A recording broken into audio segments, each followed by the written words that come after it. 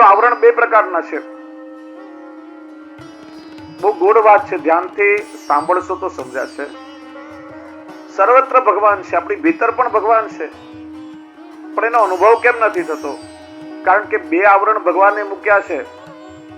પોતાને ભગવાને માયાના આવરણથી ઢાંક્યું છે. ભગવાન જે પીતાંબર ધારણ કરે છે એ માયા રૂપ છે. પોતાના આનંદ સ્વરૂપને ઢાંકી દેવા માટે પ્રભુ પીતાંબર ધારણ કરે છે. ગીતાજીમાં સ્વયં આજ્ઞા કરી, નાહમ પ્રકાશ સર્વસ્ય યોગ માયા સમાવૃત. હું યોગ માયાથી આવૃત થવાના કારણે બધા મને જોઈ શકતા નથી. પોતાના પર ભગવાને માયાનું આવરણ મૂક્યું છે અને આપણા બધા પર ભગવાને અવિદ્યાનું આવરણ મૂક્યું છે. ડબલ સિક્યુરિટી ભગવાને રાખી છે.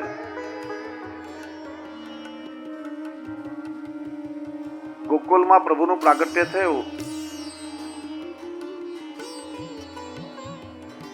જેટલા સ્થળમાંથી માયાનું આવરણ ભગવાને હટાવ્યું એટલા જ લોકોને ભગવાનના સ્વરૂપનો અનુભવ થયો છે. કુરુક્ષેત્રના મેદાનમાં અર્જુનને વિરાટ સ્વરૂપનું દર્શન કરાવ્યું. ભીષ્મ પિતામહ પણ હતા, યુધિષ્ઠિર પણ હતા, દુર્યોધન પણ હતા, કૌરવ બધા જ હતા ને. બધાને કઈ ભગવાનના સ્વરૂપનું દર્શન નથી થયું, ફક્ત અર્જુનને થયું છે. જેના પરથી માયાનું આવરણ હટે એને ભગવાનના સ્વરૂપનો અનુભવ થાય. એટલે પોતાના પર તો માયાનું આવરણ મૂક્યું, પણ સાથે જીવ ઉપર ભગવાને કલિયુગમાં અવિદ્યાનું આવરણ મૂક્યું છે. પંચ પર્વા અવિદ્યાના કારણે આપણને ભગવાનનો અનુભવ નતો થતો. પુષ્ટિ માર્ગમાં ટેરા એ શું છે? ટેરા એ આવરણ છે. જો મર્યાદા માર્ગમાં ઘરેથી તમે નીકળો ને, ખબર છે કે જશું એટલે દર્શન ખુલ્લા જ હશે. ત્યાં હૃદયમાં ક્યારે દર્શનનો તાપક્લેશ ના થાય. અહીંયા ખબર છે કે 7:30 વાગે ટેરો આવી જશે. આજે ઘરેથી નીકળવામાં થોડું મોડું થયું તો વૈષ્ણવ દોડ એટલો તાપ હોય, આમ દરવાજે ખબર પડે કે મુખિયાજી ટેરો પકડીને પછી જે જે જે કરીને દોડતા હોય વૈષ્ણવ, અને પહોંચતા ટેરો આવી ગયો, કેટલો તાપ થાય. અરે પ્રભુ, આજે મારું દુર્ભાગ્ય, આજે એવું શું થયું? આપના દર્શનથી હું વંચિત રહી ગયો. મુંબઈ ભુલેશ્વરથી દ્વારકાધીશ પ્રભુ કાંદિવલી પધાર્યા જ્યારે 1971માં, કેટલાય જૂના વૈષ્ણવ, એ સમય એવા ટેકીલા વૈષ્ણવ હતા, અનન્યની દ્રઢ આશ્રય હતો, એ સ્વરૂપાસક્તિ હતી એમનામાં. જ્યાં સુધી દ્વારકાધીશ પ્રભુના મંગળાના દર્શન ન થાય એ જલ ગ્રહણ ના કરે. 4:30 વાગ્યાની પહેલી ટ્રેન પકડીને ભુલેશ્વરથી કાંદિવલી આવે 1 કલાક.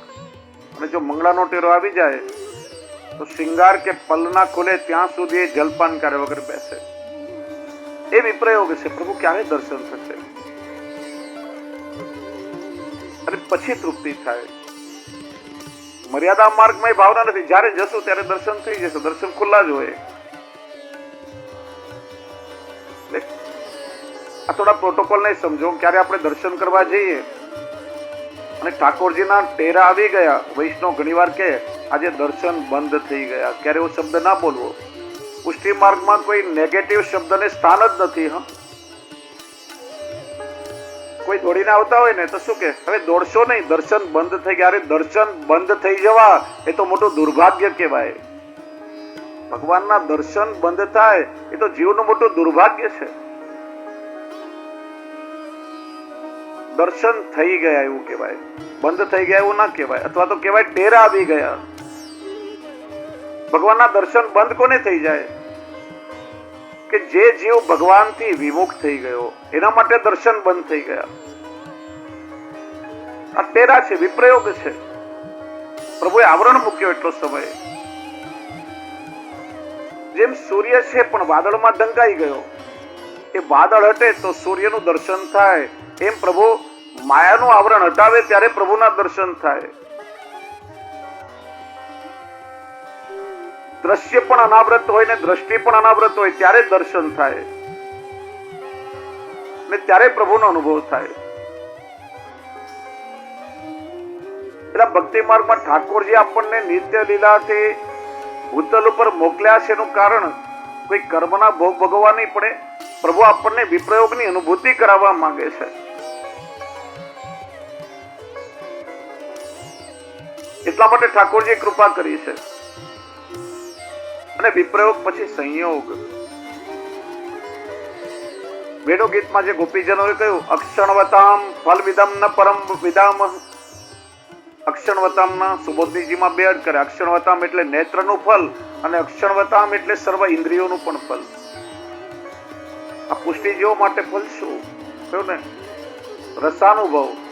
આ નેત્રનું ફલ એ જ છે કે જેનાથી આપણે પ્રભુના દર્શન કરી શકીએ. કર્ણનું ફલ એ જ છે કે જેનાથી પ્રભુના વચનામૃત કે વેણુનાદનું શ્રવણ કરી શકીએ.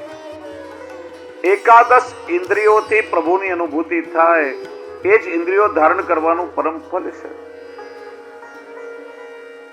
ભાગવતજીના શ્લોકોનો બેઠો અનુવાદ ગોસ્વામીજીએ ઘણી જગ્યાએ માનસમાં કર્યો છે. પ્રભુએ આપણને જીવા આપી છે, તો એ જીભથી ભગવત ગુણાનુવાદ ગવાય ત્યારે એને રસ ના કહેવાય, ત્યારે જીભ રસરૂપ થઈ ગઈ, એનું પરમ ફલ છે. નહીં તો જો નહીં રટે રામ ગુણ ગાના, સો જીએ દાદુર જીએ સમાના. દેડકાની જીભની જેમ કેવલ બબડાટ કરે.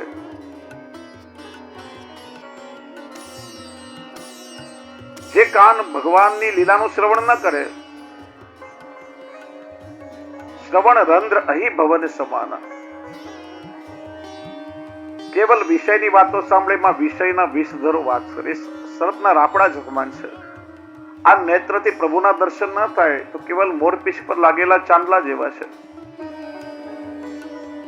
એકાદશ ઇન્દ્રિયોથી જીવ ભગવાનનો અનુભવ કરે, સંયોગાત્મક ફલ છે.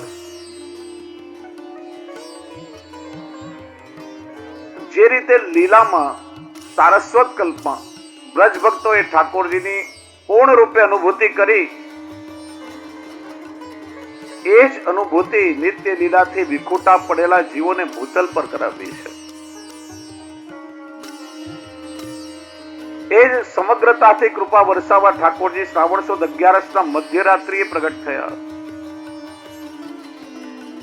અને એ જ સારસ્વત કલ્પની લીલાની અનુભૂતિ કરાવવા માટે તો શ્રી મહાપ્રભુજી કૃપા કરી બ્રહ્મ સંબંધ આપ્યા પછી એક એક પુષ્ટિ જીવો પર ભગવદ સ્વરૂપ સેવ્ય કરીને પધરાવી આપ્યું છે. જો કેટલી મોટી કૃપા છે. શ્રી મહાપ્રભુજીથી પહેલા ઘણા બધા આચાર્યો, મહાનુભાવો, સંતો થયા. ઘણાએ કહ્યું, ચાલો મેં તમને પ્રભુના ધામમાં લઈ જઈએ, ચાલો મેં તમને પ્રભુના દર્શન કરાવીએ. એકમાત્ર શ્રી મહાપ્રભુજી થયા આપે આજ્ઞા કરી, ના, મારે તમને કોઈને પ્રભુના નિત્ય લીલાધામ સુધી જવાનો પરિશ્રમ પણ નથી કરાવવો, પણ એ જ રસાત્મક પુષ્ટિ પુરુષોત્તમને આ ભૂતલ પર પધરાવી, એક એક વૈષ્ણવના ઘેર ઘેર પધરાવી, એક એક વૈષ્ણવનું ઘર નંદાલય બનાવી દઉં. એ પ્રભુને એક એક વૈષ્ણવના ખોળામાં ખેલતા હું કરી દઉં.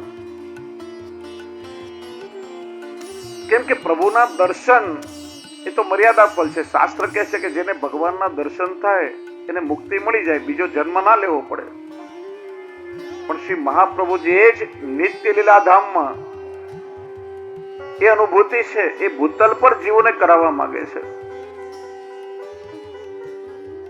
એ માટે શ્રી મહાપ્રભુજી આ સેવા માર્ગ પ્રગટ કર્યો.